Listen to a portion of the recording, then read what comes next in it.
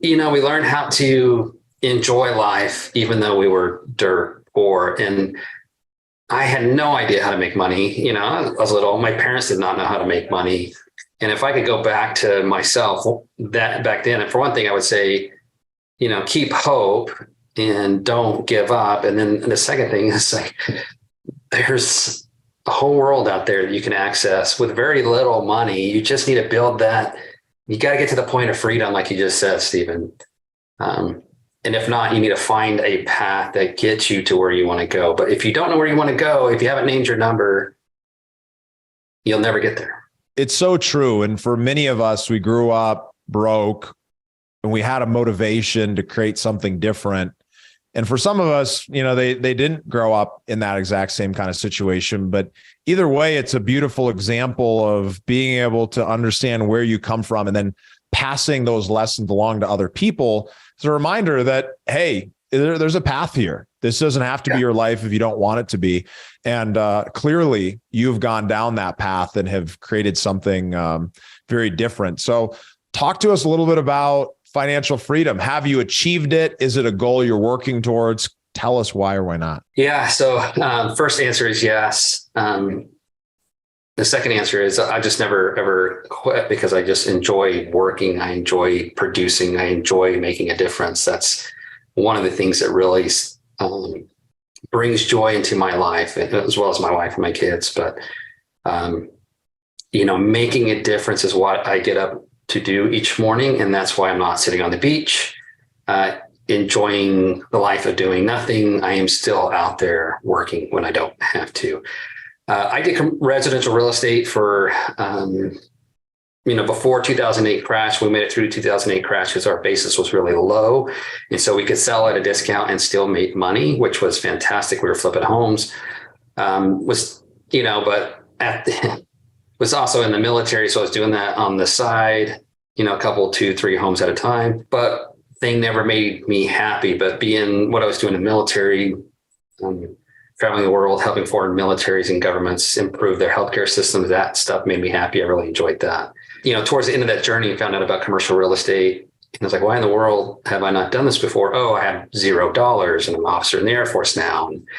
And how do I get there? I paid my way through college. I got my bachelor's degree when I was 30 years old, late bloomer, I guess, in that sense. But just because I never knew how to get where I needed to go. Anyhow, so my second deal with my dad, just us two in it, that one both put us at about $6,000 a month in positive cash flow. And we had only had $110,000 between us.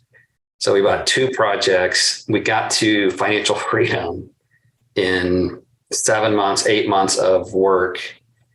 And we just kind of stared at each other like, oh my goodness. My dad was like, okay, I'm good. I'm 65, 66, got no retirement. And now I got passive income. I'm good. But I was like, Dad, we can do more. Yeah. Well, it's so cool because a lot of people, they get their first experience into real estate, doing it themselves, going down that path, flipping houses, great way to make income, really a side business, if you will. You're really making income and, thank goodness you were able to survive 2008. I know a lot of folks who were flipping in 2008 and they still ended up being in a bad spot.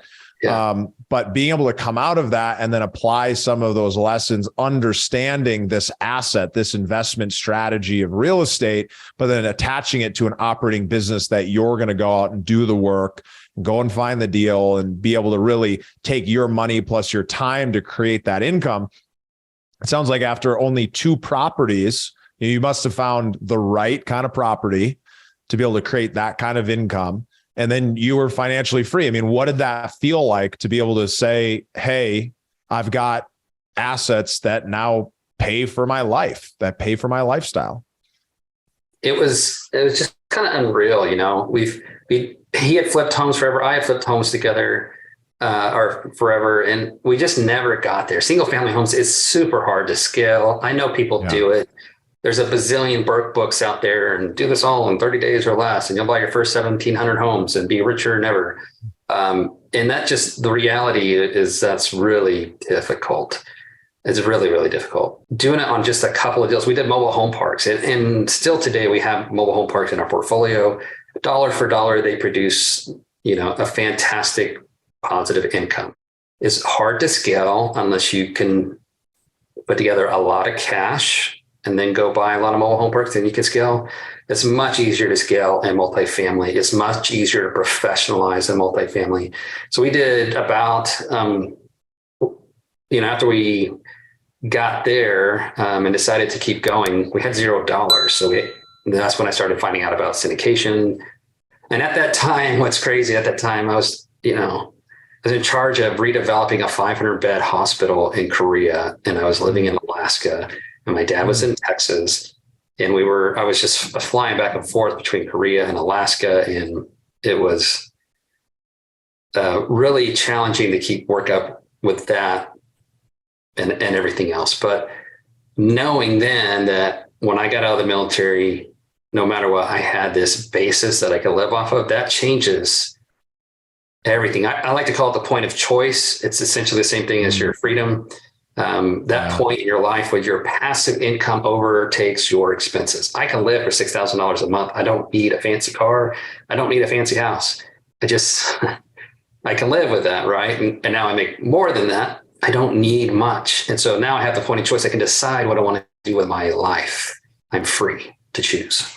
Yeah. And coming out of the military, a lot of guys are transitioning. They're coming from military service back to civilian world.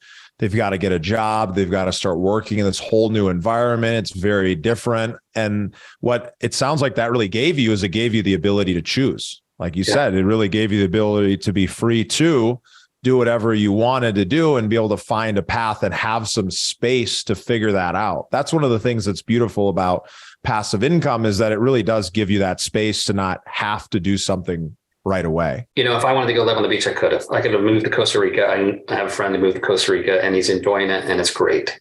He had a very hard life in the military, and so he's ready for some peace in his life. That's fantastic, right? Go get some peace. Younger brother's moving to Colombia because he just wants to live in Medellin for a while. He can do that. It doesn't matter where we work. Place. Yeah, just go. That freedom, it's intoxicating in a way, but the burden that comes off your shoulders is amazing. You won't realize how pent up you've been your whole life until you get to become free. And then you're like, I don't have to go to work today. I'm going because I want to, but I don't have to. Yeah.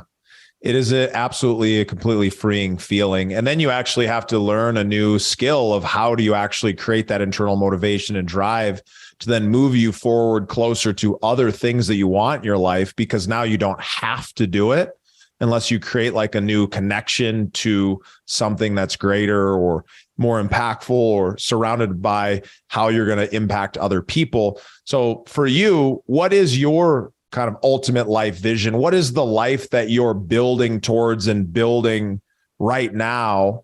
What does that look like? Who are you spending your time with? How are you making impact in the world? How are you spending your time? And what does that feel like? What kind of things are you doing? I've developed just this really strong passion to try and improve other people's lives. I saw, working with a lot of foreign governments, militaries, healthcare systems, a lot of Americans coming over there and buying like this fancy machine, and they deliver it to a hospital, and it's like $1 million scanner, blah, blah, blah, blah, blah. And they're all super happy about it. And then they leave. And then the locals are like, does anyone know how to plug this thing in? No. Okay. Yeah. Or they get 3 hours of power a day, and that power is not sufficient to power this machine. It's just a waste, right? So these well-meaning Americans came over there and spent a ton of money and made zero impact. Yeah. And the impact really was margin. It was on the margin. A lot of times it's just helping them understand that bacteria is on your hands. You really do need to wash your hands. And that is incredibly difficult to teach places where they're like, that's voodoo science. Get away from me. Yeah. Bacteria doesn't exist. So, it's just, where can people go in the next iteration, helping them see that vision, and knowing I didn't have the funding to do that, but if we do commercial real estate, let's do it in a way that makes a difference in people's lives. So we're really focused on going into a distressed apartment community, 150 units, 200 units, 250 units, and getting rid of the crime, bringing meaning and, safety back into people's lives, help them clean up the place themselves, bring governance and control and structure, and then do the outside of, renovate the outside and then renovate the inside.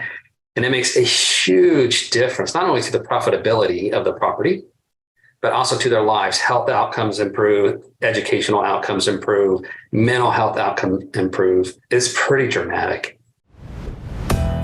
Thank you for listening to the Investor Mindset Podcast. If you like what you heard, make sure to rate, review, subscribe, and share with a friend. Head over to theinvestormindset.com to join the Insider Club, where we share tools and strategies from the top investors and entrepreneurs on how to take it to the next level.